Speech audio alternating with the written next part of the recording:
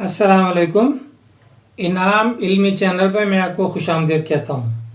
आज मैं आपको बताऊँगा कि हम जब ज़मीन पर सफ़र करते हैं तो कम से कम फासला चूज़ करते हैं एक जगह से दूसरी जगह जाने के लिए, और अगर घूम के जाना होगा तो वो फासला लंबा पड़ेगा, यानी कि स्ट्रेट लाइन छोटी और कर्व बड़ी।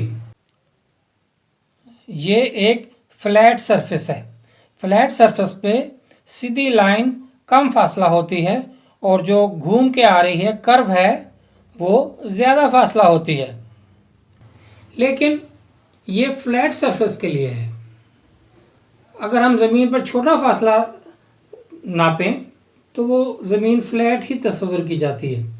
अपने घर की ज़मीन या और कोई छोटा टुकड़ा ज़मीन का नापें तो उसको सीधी लाइन ही लगाएंगे, सीधी लाइन वहाँ पे छोटा होगा। लेकिन अगर हम ज़मीन पे लंबा फासला तय करें, जैसे कि बहरी जहाज़ और हवाई जहाज़ लंबा फासला तय करते हैं, तो वो कौन सा रास्ता अख्तियार करेंगे, सीधी लाइन या कर्व वाली लाइन? कर्व जो है वो हर जगह ही है।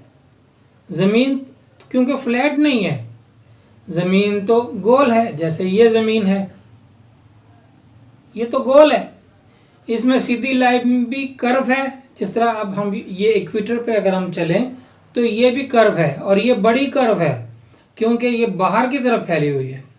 अगर ऊपर से हम जाएं तो ये भी कर्व है।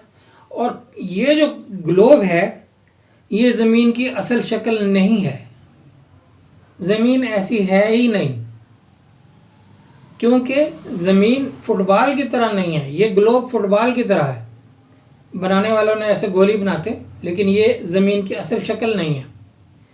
तो यहाँ पर अगर हम ट्रैवल करें, इक्वेटर पर ट्रैवल करें, तो यहाँ भी वही फासला होगा जो कि अगर हम ऐसे नॉर्थ पोल या साउथ पोल में जाएं तो एक ही फासला होगा, लेकिन वो इस ग्लोब पे, क्योंकि ये तो गोल है, चारों तरफ से एक स्फीयर है।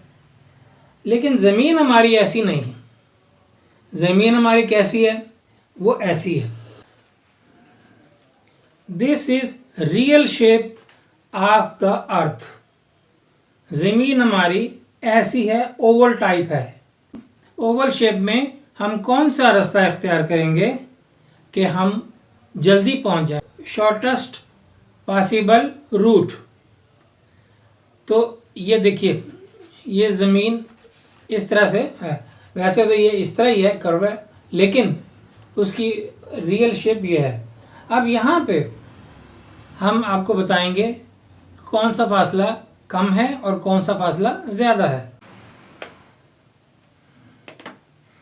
इस पे अगर हम 2 पॉइंट्स लगा दें और वहाँ से हम देखें कि अगर हम यहाँ इस पॉइंट से उस पॉइंट तक जाएं तो क्या, एक पॉइंट मैंने ये लगाया है, ये देखिए, ये एक पॉइंट है, और दूसरा बिल्कुल इसके ऑपोजिट लगाया है, वो है ये। तो हम दोनों पॉइंट्स को नापेंगे। ये इक्वेटर है, ये पोल्स हैं। तो हम पहले इक्वेटर की नापाई करते हैं। देखिए, यहाँ से लेके हम इक्वेटर की नापाई करते हैं। अगर हम इस पॉइंट से इक्वेटर पर सफ़र करते हुए उसके अपोजिट पॉइंट पे पहुँचे तो उसका फासला ये बनेगा। लेकिन अगर हम उसी पॉइंट से पोल के ऊपर से गुजरें और उसी पॉइंट पर पहुँचें तो उसका फासला ये होगा। अब हम इन दोनों फासलों को नापते हैं। ये देखिए, जो नीचे वाली लाइन है ये वो लाइन है जो हमने इक्वेटर पर सफ़र किया था। ये बड़ी है क्योंकि इक्वेटर बाहर की तरफ निकला हुआ है, ये बड़ा सर्कल है। और ऊपर वाली लाइन जो पोल के ऊपर से गुजर रही थी वो छोटा सर्कल है, इसलिए वो कम फासला है। ये ज़मीन के ओवल शेप होने की वजह से है। ऊपर से ज़मीन और नीचे से ज़मीन दबी हुई है, इसलिए ऊपर और नीचे से हम सफ़र जो करेंगे वो कम फासला होगा। इक्वेटर पर जो हम सफ़र करेंगे वो ज़्यादा बड़ा फासला होगा। पहले हम नॉर्थ पोल के ऊपर से गुजरे थे। अब हमने इक्वेटर पर थोड़ा फासला कम किया है और हम नॉर्थ पोल से बहुत नीचे गुजर रहे हैं। फिर भी ऊपर वाला फासला जो है वो कम है और इक्वेटर वाला फासला ज़्यादा है। ये सीधी लाइन जो ग्राउंड सरफेस पे होती है इसको रोम्ब लाइन कहते हैं, और जो कर्व सरफेस हमने ऊपर बनाई है वो ग्रेट सर्कल कहलाती है। तो ज़्यादातर हवाई जहाज़ और बहरी जहाज़ ग्रेट सर्कल पर ही सफ़र करते हैं। ग्रेट सर्कल पर सफ़र करने से उनका टाइम और फ्यूल बचता है। नेविगेटर ग्रेट सर्कल को कैलकुलेट करते हैं बहरी जहाज़ों में भी और हवाई जहाज़ों में भी। इससे फ्यूल और वक्त की बचत होती है। ये नीचे वाली लाइन रोम्ब लाइन है जो सीधी लाइन है इक्वेटर पर, और जो ऊपर वाली लाइन है वो ग्रेट सर्कल है जो कर्व की सूरत में थी। इसमें फासला ऊपर कम हो गया।